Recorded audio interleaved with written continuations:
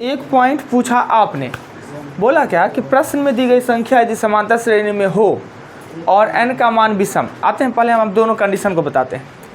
अगर यहाँ पे 6 लिखा है, 10 लिखा है, 14 लिखा है, 18 लिखा है, 22 लिखा है, क्या इसे हम समांतर श्रेणी में कहेंगे? समांतर श्रेणी का मतलब प्रत्येक पदों के बीच समान अंतर है समांतर श्रेणी।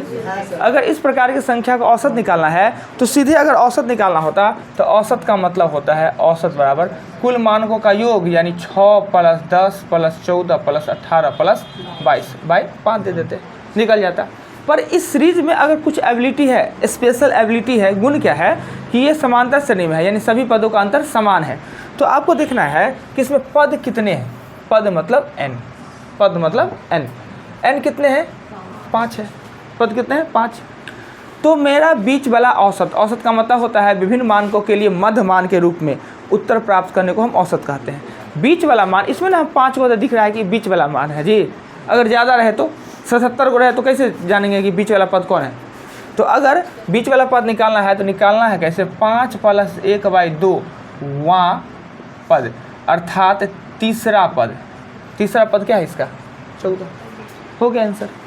अगर बाय द वे 22 के बदला ये होता 26, 22 के बदला होता 26, तो n का मान कितना होता?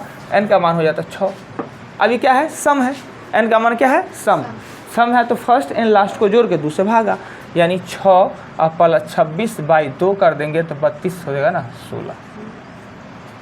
विषम है तो एक जोड़ के 2 से भागा देगा वहाँ पद। अगर पता चल जाता अगर 11 गो पद है, पता चलेगा तब ना, कम है तब ना बीच वाला पता चल जाता है। आपको इसमें रहेगा तो कह देगा क्या? 7 के प्रथम 17 गुणज का। अब निकालिए 7 के प्रथम 17 गुणज क्या होगा? 7 के प्रथम 17 गुणज 7, 14, 21 लिखल है तब ना बीच वाला दिख गया, 2 दिख गया। और लंबा सीरीज लिखा ही नहीं हुआ है तब क्या करेंगे? 7 का प्रथम 17 गुणज का, तो 7, 14 की 17 में हो जाएगा 17 × 7, ये होगा। अब इसमें हमको बीच वाला पद पता चलता है कौन है? नहीं चलता है। तो हम जानते हैं n का मान इसमें कितना है? n का मान कितना है? 17, अर्थात विषम। एक जोड़ के आधा करेंगे, यानी 17 में 1 जोड़ के 18 का आधा करेंगे 9, 9वां पद। 9वां पद, और 9वां पद तो लिखे भी नहीं है, या तो AP पे जाकर निकालिएगा, नहीं तो 9वां पद होगा। 9वां पद होगा 7 × 9 यानी 63। 63 इसका औसत हो जाएगा क्या? तो ये परेशानी से आपका हो गया। अदरवाइज बोलिए, और किन्हीं का परेशानी है तो बोल सकते हैं। हाँ बोलिए।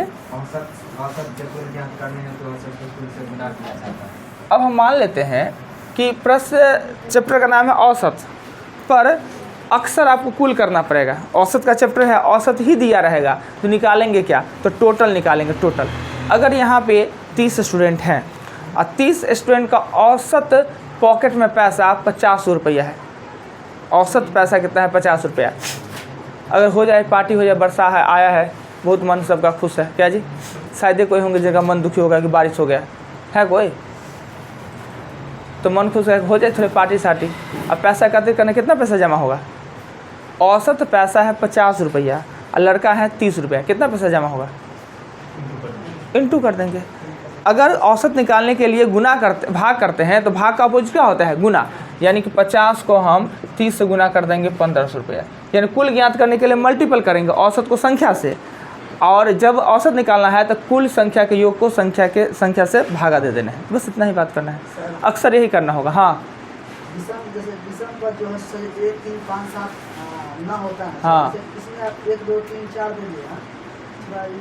किसमें जी? किसमें? हाँ, ये आप कहिएगा फ्रेश से सब ना। 1 2 3 4 5 6 7 देखिए प्राकृतिक सीरीज है, यानी यहाँ 71 पर ख़त्म हुआ। प्राकृतिक सीरीज है, इसमें सम और विषम, एक अल्टरनेट, एक सम एक विषम, एक सम एक विषम, परंतु विषम पद एक अतिरिक्त हो जाता है, सम से एक ज़्यादा। कब? जब विषम से प्रारंभ होकर विषम पे ही अंत, तो विषम पद एक अतिरिक्त। अगर यही होता 1 2 3 4 ... 50 होता, विषम से प्रारंभ होकर सम पे अंत दोनों बराबर हो जाता, दोनों इक्वल हो जाता। लीजिए छोटा वाला होगा कहीं पे, इसे दीजिए। तो अब बात को समझे। तो विषम का मतलब हम एक सीरीज लिखे हैं, प्राकृतिक संख्या का सीरीज लिखे हैं, उसमें सम और विषम के बारे में हमने चर्चा की है। अगर विषम से स्टार्ट विषम पे है तो विषम पद एक अतिरिक्त, और विषम से स्टार्ट सम पे तो दोनों बराबर होता है। ये चीज़ लिखा है, विषम को थोड़ी वो लिख देंगे। चलिए और किन्हीं को कुछ कहना है, पूछना है नोट्स में, जो हमने परसों लिखाया है, कल हमने समझाया है, आज फिर मौका देते हैं कि आप हमसे पहले पूछ ले। अगर हमसे आप नहीं पूछेगा तो मेरा अधिकार बनता है। हाँ बोलिए ना, शर्माने का क्या बात है? क्या नहीं, प्रश्न में 7 का गुणज की बात करें तो फिर से पढ़िए। प्रश्न में यदि 5 के प्रथम 7 के गुणज की बात करी जाए तो इसका अर्थ हुआ कि देखिए, प्रथम के प्रथम 7 गुणज का मतलब होता है 5 के प्रथम 7, यानी पचका का टेबल 7 पदों तक। पचका का जैसे ये 5 के प्रथम 7, 5, 10, 15, 20, 25, 30, 35, ये 5 के प्रथम 7 गुणज है। इसका औसत अगर कहते हैं याद करने के लिए 7 को है, यानी बीच वाला ना, हम पता चल रहा नहीं यहाँ पे बीच वाला। अगर ज़्यादा रहता नहीं पता चलता था। n+1/2 यानी 7 को पद है, 7 + 1/2 यानी चौथा पद। चौथा पद यही है, यही आसान सा एक ट्रिक है, सिस्टम है। और है हाँ बोलिए। औसत में कमी या वृद्धि प्रत्येक संख्या में एक समान कमी या वृद्धि। औसत में कमी होना का मतलब, औसत मतलब सबके लिए समान। औसत का मतलब ये होता है सबके लिए समान। अगर औसत में कमी हो जाए तो सब में उतना ही कमी होगा। यहाँ पे हम लोग 30 लड़का थे और आपके आने से औसत में 1 का कमी हो गया, या वृद्धि होना चाहिए था, कमी हो गया। 1 का कमी होगा तो सभी 30 लड़का में 1-1 किलो का कमी आ गया। औसत में कमी, सब में कमी, औसत में वृद्धि, सब में वृद्धि। औसत मतलब ही सबके लिए समान। माइंड में सब सेट कर, औसत मतलब सबके लिए समान। और है कि नहीं का? ये औसत के बारे में समझने में मदद आपको करता है, क्वेश्चन बनाने में भी मदद करेगा। नहीं तो अगला काम क्या करते हैं जी, हमने नोट्स लिखाया, नोट्स समझाया, आज हमने आपको मौका दिया कि नोट्स से संबंधित जो बात हमने बताया वो पूछिए। आज हमें पूछना चाहिए आपसे, मगर आज हम पूछते नहीं हैं। आज एग्जाम्पल हो बताएं, कल हम पूछेंगे आप लोग से, कल हम बताएंगे नहीं, कल हम सिर्फ पूछेंगे, राइट। जो पॉइंट आपने पूछे हम पूछ लेंगे, हमारे लिए तो सब पॉइंट याद है। इसलिए जब तक चैप्टर को पढ़ते रहिए, नोट्स को 2 बार 3 बार भर दिन में पढ़िए, और जो बात निकल गया दिमाग से या समझ में नहीं आ रहा है पूछ लीजिए अगले दिन आते समय, सर में पॉइंट फिर मिस कर गए हैं या नहीं समझ रहे हैं, हम समझाएंगे, कोशिश करेंगे। आइए नेक्स्ट काम होता है एग्जाम्पल बताना।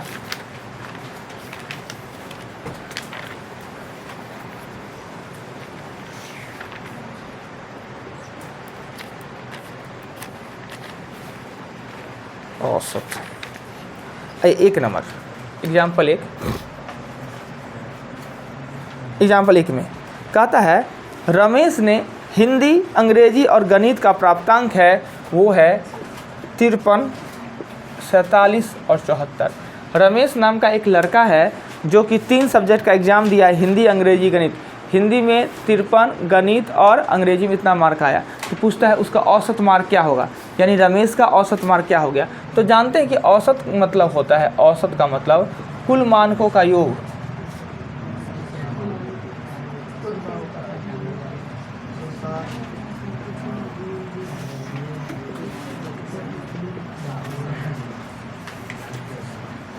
यही होता है फार्मूला। तो 53 + 47 + 74/3 ये हो जाएगा 174/3। 3 से काटेंगे तो 5 या 15 और 8 × 24, यानी रमेश का जो औसत है वो 58 है। कोई आपत्ति नहीं, कुछ है ही नहीं। 2 में कहता है कि एक रिक्शा चालक है वो प्रत्येक दिन का कमाई उसका फिक्स नहीं हो सकता है कि आज हम 200 रुपया कमाएँ तो कल 200 कमाएंगे, परसों भी 200 कमाएंगे, फिक्स नहीं है। कोनो हम गिट्टी बालू वाला मजदूर नहीं है कि 450 लेंगे तो 450 लेवे करेंगे, क्या वर्षा हो चाहे वो हम 450 लेंगे। मगर ये तो रिक्शा वाला है बेचारा, कभी दिन अच्छा कभी ख़राब। तो इसका प्रत्येक दिन का कमाई जो है, पहले दिन का कमाई 56, दूसरा 48, 72, 50, 63, 35 और 74 है। तो सप्ताह का औसत कमाई क्या होगा। हमने एक क्वेश्चन लिखा था, हमने फार्मूला लिख दिया। अब हम नहीं लिखेंगे फार्मूला, डायरेक्ट लिखेंगे, उसका कमाई लिखेंगे औसत बराबर। तो 58, 56, 48 इतना कमाई ना, हमको लगता है 2000 से पहले होता होगा रिक्शा वाला को। अब तो रिक्शा को छू दीजिएगा ना तो 50 रुपया चाहिए, छूने का 50 रुपया है, छूने दिया गलती से कभी, गजब आतंक है। हम तो आते गलती से रिक्शा में सोचते रिक्शा में बैठने से मैंने पैदल चल ले उतना देर। क्या जी रिक्शा में बैठने से तो पैदल चलेगा लोग। 72 50 63 7 दे देंगे, यहीं पे निकलेगा, ये आपका औसत निकल जाएगा। क्या सबको जोड़ दिया, संख्या से भागा दे दिए, 7 को था इसलिए 7 से भागा दे दिए, 7 दिन का था। क्लियर। आइए मिटाते हैं। अभी नोट करने का आवश्यकता ही नहीं, जहाँ पर नोट करने का आवश्यकता होगा हम खुद कहेंगे इस क्वेश्चन को नोट कर लीजिए।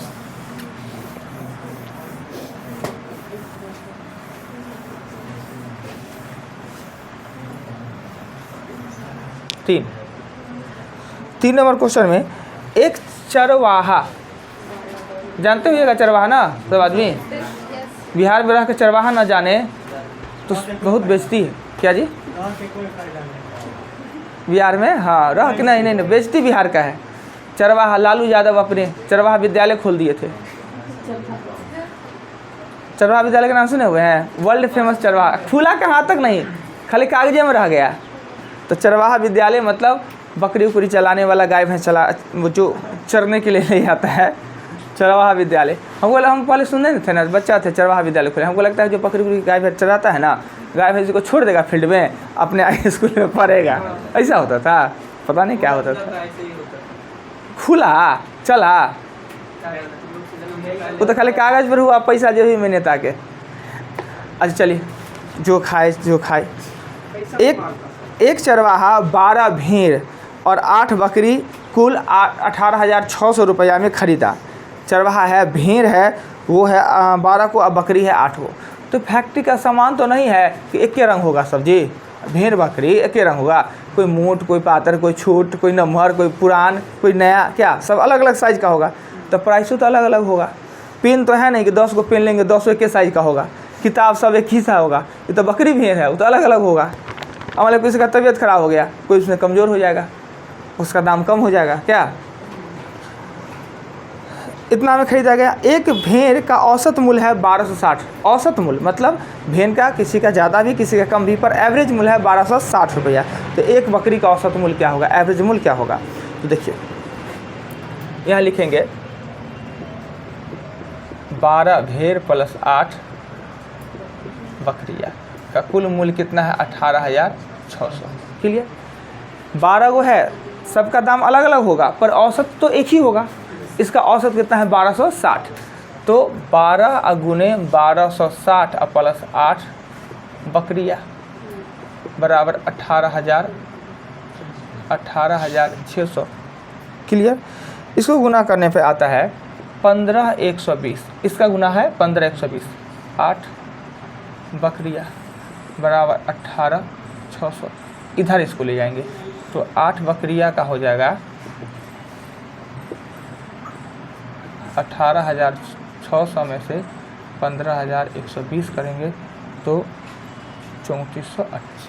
8 को बकरी का कितना हो जाएगा, 3480। तो बकरी का औसत मूल्य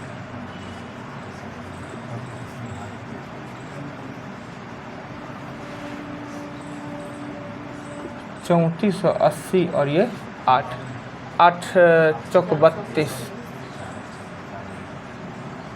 480 रुपया एगो बकरी का दाम है। हमको तो लगता है आप बकरी का बच्चा हो जाए 5 दिन में 480 रुपया नहीं दाम होगा। क्या जी?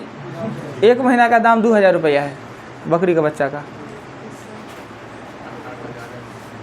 क्या है 10-10 हज़ार में ना। 2 महीना का बकरी का बच्चा बेचा जाए तो 3,000 में। बहुत फ़ायदा है बकरी पालने में जी। चरवाहा विद्यालय में फ्री में खाइए और बकरी पालिए। 10-20 को बकरी पालने में तो बकरी 1 साल में कितना बच्चा देता है जी? बकरी साल में 2 बार तो बच्चा कम से कम देती है बकरी। 2 बार 6 महीना पर। कौन बोले जी 6 महीना पर जी? किनके पास एक्सपीरियंस है बकरी वाला? अच्छा तो 6 महीना पर होता है। कितना दिन बकरी का बच्चा कितना दिन होता है ये बताएंगे सब? कितना दिन होता है जी? 9 महीना पे होता है। पूर्व बक सब है जी, नहीं पता है जी बकरी का बच्चा 5 महीना पे होता है। 6-5 थोड़ी हो, 5 महीना पे होता है। एक बार में बच्चा कितना होता है? हाइस्ट 4 नहीं, हाइस्ट का तो कोई मतलब नहीं है।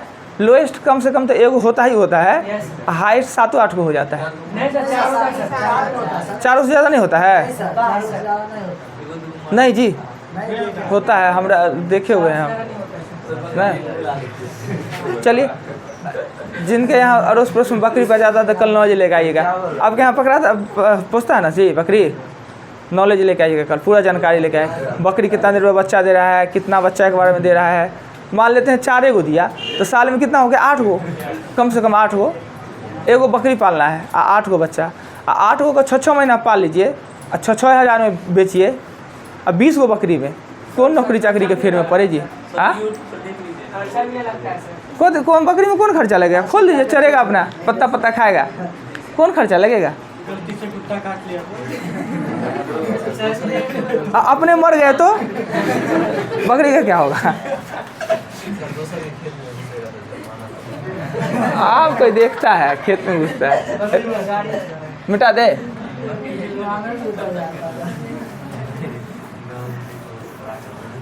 मटन देख रहे हैं 600 रुपये किलो है, मटन 600 रुपये, किनिएगा तो इतना सा 1 किलो लगेगा, इतना सा। अब बनाते बनाते इतना सा हो जाएगा, और खाते खाते तो पता ही नहीं चलता है, बिला जाता है, बरकत ही नहीं लगता है मटन में। और फिर मुर्गा में नहीं है, मुर्गा 1 किलो लीजिए 600 ग्राम होगा, फिर भी इतना होता जाएगा, मटन बिला जाता है। खाते हैं जी, मीट मछली खाते हैं? एकदम नहीं, मत खाइए, बहुत गंदा चीज़ होता है। क्यों नहीं खाते हैं? कब से? बहुत ठीक है, जब अच्छा नहीं लगता है। वो सब चीज़ यहीं मिलता है, ऊपर जाने पर ना, खाली फल फूल खाना होगा, जो खाना यहीं खा लीजिए। 4 पे चलते हैं। अब खाते हैं जी, अब खाते हैं, मतलब इन लोग का जीवन बर्बाद है। अब खाते हैं, देखते हैं, खाने वाला पतला दुबला, बिना खाने वाला मोट टोट। तो सीखिए कि मोटाना है तो मीट मछली छोड़िए। कुंदा जी खाते हैं? हाँ, देखिए, अब खाइएगा तो होगा। नहीं, अब खाना चालू कीजिए तो होगा। आइए 4 में चलते हैं। एक कक्षा में 32 छात्रों का औसत भार 40.5 है। यहाँ अगर 32 स्टूडेंट हैं, इनका औसत 40.5 यानी 40 किलो 500 ग्राम है। अगर अध्यापक का भी वजन शामिल कर दिया जाए तो औसत में 500 ग्राम का वृद्धि हो जाता है। तो अध्यापक का वजन कितना होगा? अब देखिए, 32 छात्रों का कुल दिया हुआ है, औसत दिया हुआ है, हम निकाल क्या रहे हैं? कुल निकालने के लिए क्या करेंगे? तो 40.5 को हम 32 से गुना करेंगे, ठीक है। 40.5 को 32 से 1296। अब जब अध्यापक का भी वजन शामिल कर दिया जाए तो संख्या तो 1 बढ़ेगा। तो अब क्या होगा? 32 + 1 का कुल वजन, तो अब तो संख्या हो गया 33। और औसत में 500 ग्राम का वृद्धि, पहले 40.5 था, अब औसत 500 ग्राम बढ़ गया तो कितना हो जाएगा? 41। गुने करेंगे 41, गुना करने पे आएगा 1353 kg। यानी छात्र का है 1296, अध्यापक सहित है 1353। तो अध्यापक 1353 में से 1296 को घटाएंगे और ये आंसर आएगा 57 kg। यही आपसे पूछा जा रहा था कि 32 छात्रों का औसत 40.5 है, अध्यापक के शामिल करने पे 500 ग्राम बढ़ जाता है, तो अध्यापक का वजन कितना होगा? कोई दिक्कत, कोई आपत्ति नहीं? तो आगे चलते हैं। 41 देखिए, 40.5 पहले था और टीचर के शामिल करने पे 500 ग्राम बढ़ गया। 500 ग्राम मतलब होता है आधा kg, 0.5 kg। तो ये हो गया 0.5, इसमें जोड़ देंगे तो हो जाएगा 41 kg ना। मिटा देते हैं, मिटा दे।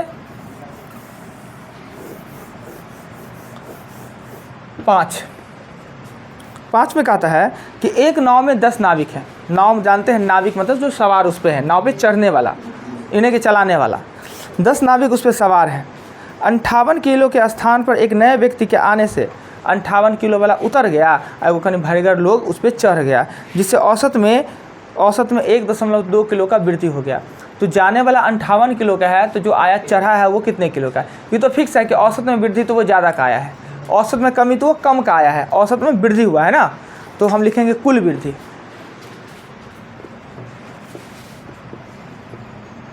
कुल वृद्धि लिखेंगे तो 1.2 अगुने 10, 1.2 औसत में वृद्धि यानी सब में ना वृद्धि, संख्या तो 10 का 10 है, तो कुल वृद्धि कितना हो गया 12 के लिए। जाने वाला का वजन अगर 58 किलो है तो आने वाला का वजन ज़्यादा है, तब औसत में वृद्धि हुआ है, और कितना ज़्यादा है तो जाने वाले से 12 किलो ज़्यादा है, 70 केजी। यही आपसे पूछ रहा था। इतना आराम सा सिंपल सा हिंदी में बोला और हमने इसको बनाया। क्लियर नहीं है? घर पे जब बैठिएगा क्वेश्चन को एक बार पढ़िएगा, 1-2 बार पढ़ लीजिए पहले क्वेश्चन को, उस पर थॉट कर लीजिए, तब वीडियो देखिए, एक बार में क्लियर सब कुछ। एग्जाम्पल आपका 6, एग्जाम्पल 6 में कहता है 8 व्यक्ति के एक समिति में, वहाँ एक नाव में 10 गो व्यक्ति था, यहाँ 8 व्यक्ति का एक कमेटी है, ठीक। उसमें से 35 और 45 के 2 सदस्य चले गए, 8 गो में से 35-45 का 2 चले गए, और उसके स्थान पर 2 स्त्री आ गए, जिसका औसत वजन, जिससे औसत में 2 किलो का वृद्धि हो गया। अर्थात जब यहाँ पे 8 आदमी हैं, उसमें से 35 किलो 45 किलो वाले चले गए, उसके स्थान पे 2 गो महिला आ गए, जिससे औसत में वृद्धि हो गया कितने का, तो 2 किलो का। हम क्या करेंगे, कुल वृद्धि, कुल वृद्धि हो जाएगा 8 गो में 2 किलो का हो गया, कितना हो गया 16 किलो, 2 गो गया 2 गो आया, 8 गो है 16 किलो। अब जाने वाला का कुल हो जाएगा, एक गया है 35 साल, एक गया है 45 साल, यानी 80 साल। और आने वाला अधिक आया है तब तो औसत में वृद्धि होगा है, तो आने वाला, दोनों आने वाला,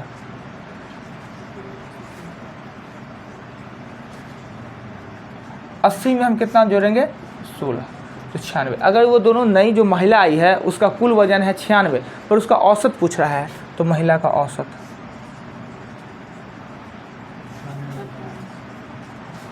निकालेंगे तो 96 को 2 से भाग दे देंगे ना, कितना होगा 48 kg। क्या फर्स्ट वाला ई कुल वृद्धि, 2 गो आदमी गए और 2 गो महिला आने से कहता है कि औसत में 2 का वृद्धि हो गया, औसत में 2 का वृद्धि यानी सब में एक समान वृद्धि, तो सब कितना है 8 में 2 का वृद्धि, तो कुल वृद्धि कितना होगा 16 किलो। आने वाला है उसका वजन 16 किलो ज़्यादा है जाने वाला से। क्लियर? 6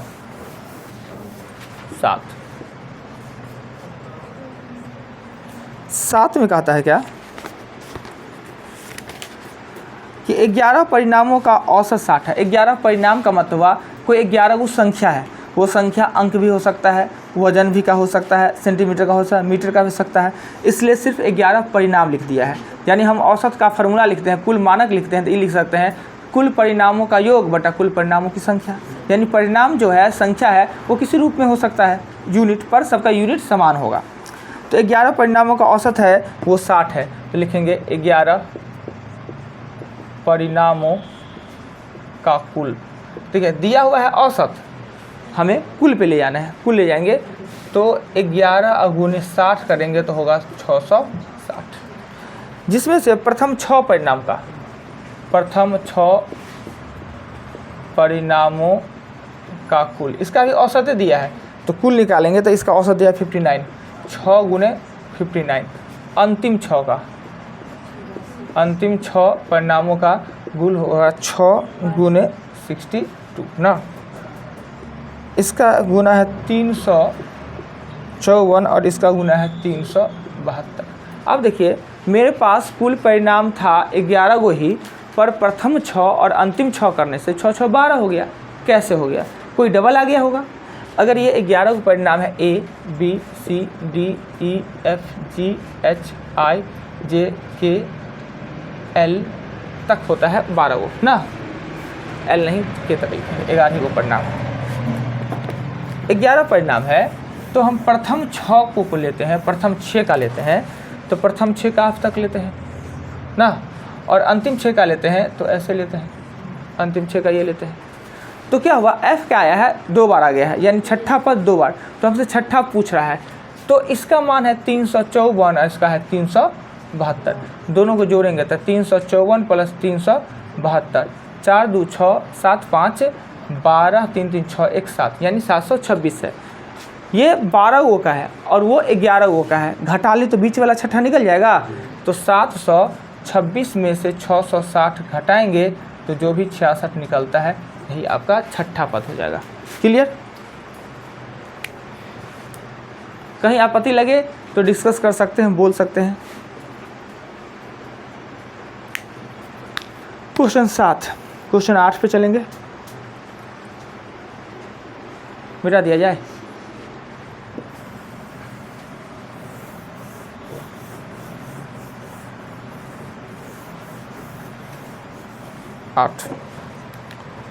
आठ में कहता है क्या कि एक वर्ष में एक परिवार का औसत जो खर्च है वो है प्रथम 3 महीना का 8400 रुपया, अगले 4 महीना का 10,080 रुपया और अंतिम 5 महीना का 10,608 रुपया है। अगर वर्ष के अंत में उसने 8640 रुपये का बचत किया तो पूरे वर्ष में उसका औसत मासिक आमदनी कितना है। अब देखिए, जो मीडियम फैमिली होते हैं, साधारण फैमिली, मिडिल क्लास फैमिली होते हैं, उनका आमदनी सीमित होता है, यानी हर महीना का कमाई एकदम निश्चित है कि जो जनवरी में वही फरवरी, वही मार्च, वही अप्रैल में हम कमाएंगे। पर खर्च होता है वो एक सा नहीं होता है, हर महीना का खर्च एक सा नहीं हो सकता है। किसी महीना में कोई चीज़ महंगा, किसी में सस्ता, कोई कम, किसी में पर्व त्यौहार, किसी में गेस्टिंग, कुछ भी हो सकता है ना। तो स्टार्टिंग का जो 3 महीना होता है ना, उसमें थोड़े कम खर्च होता है। जनवरी फरवरी मार्च में देखिएगा सब कुछ सस्ता रहेगा, जनवरी फरवरी मार्च में। फिर बीच का जो 4 महीना है उसमें थोड़े महंगा, अभी देखते हैं कैसे महंगा है, थोड़े सब्जी उब्जी कैसे महंगा है, 50 रुपये 60 रुपये से कम हो ही नहीं रहा है, थोड़े महंगा हो जाता है बीच में, पर्व त्यौहार भी कम। और अंतिम का जो 5 महीना रहता है इतना उसमें पर्व होता है कि लोग उसी में बर्बाद रहता है। तो स्टार्टिंग का 3 महीना में कम, उसके 4 महीना में थोड़े ज़्यादा और अंतिम का 5 महीना में प्रचंड होता है। सब दीपावली, छठ सब वही में आ जाए, दुर्गा पूजा सब आ जाता है, कपड़ा लत्ता सब उसी में है, तो खर्च बढ़ जाता है। तो कह रहा है कि इतना 12 महीना में खर्च करने के बाद भी कुछ पैसा उसने बचत कर लिया, तो उसका महीने का आमदनी, औसत आमदनी है कितना। तो हम निकालेंगे प्रथम 3 माह का खर्च, प्रथम 3 माह का कुल खर्च,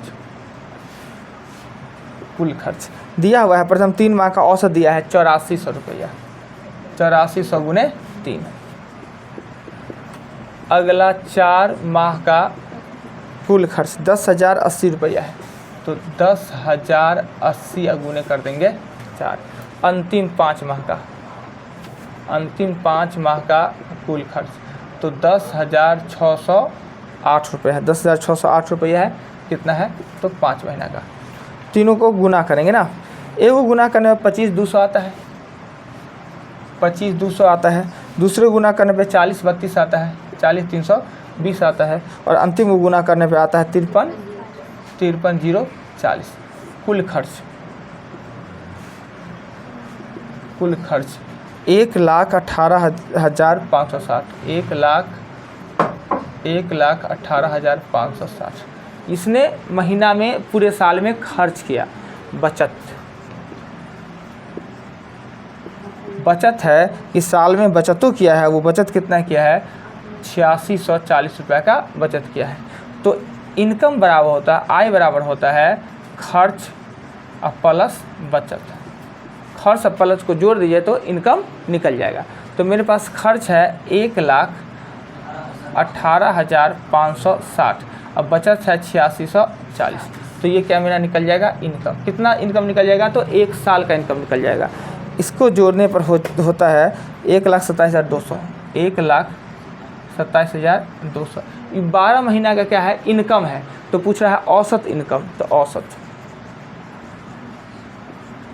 औसत इनकम अगर पूछ रहा है तो 1,27,200 में 12 से भाग दीजिए तो 10,600 रुपया मॉल में कमाने वाला आदमी है। 10,600 क्या जी मॉल में इतने मिलता है पैसा ना, 10,600 रुपया उसका आमदनी है। कोई आपत्ति लगे तो बोलिए। कितना बढ़िया आराम से सिस्टमेटिक पारिवारिक बातचीत था, समझ में आना चाहिए।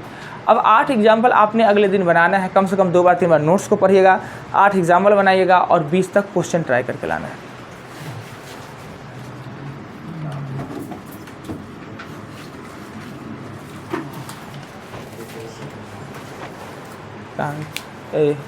भाग मत जाइएगा जी, एगो फोटो स्टोर करवाना है, लेते आइए करवा के। नहीं तो खोजे खोजे गायब है विक्की। नंबरिंग दीजिए, 15 नंबर दीजिए तो।